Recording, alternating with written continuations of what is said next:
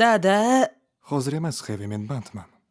haligi aytmoqchi edimki, sizni maktabga chaqirishyapti. Nima sababdan? Bu jirkanch tashqi ko'rinishing, bu kiyimlaring, bu uzun, isqir sochlaring hammasi. Shu xolasmi? Ota-onangni maktabga bir necha marta chaqirsak ham bizni e'tiborga olishmagani sabab men o'ta qattiq chora ko'rishga majburman. Hoy, Mana shundan keyin aniq kelishadi.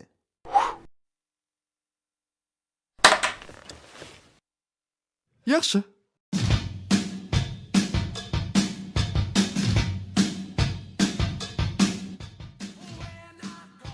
Bechora bolakay, yomon oiladan bo'lsa kerak. Shuni ayting, yaxshi ota-ona o'g'lini ismini Hevi deb qo'ymasdi. Agar dadasi kelmasa ham umuman hayron bo'lmasdim.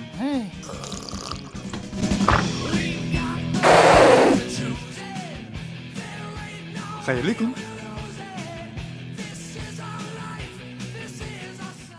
Bilishimcha, siz o'g'limni tashqi ko'rinishi va tarbiyasidan qoniqmayotgan ekansiz.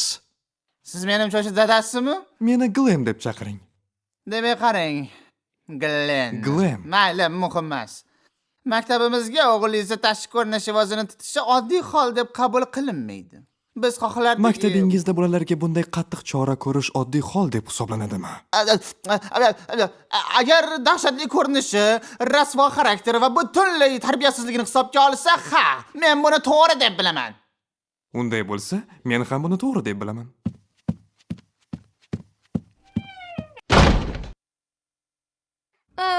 Bu bizda bormidi?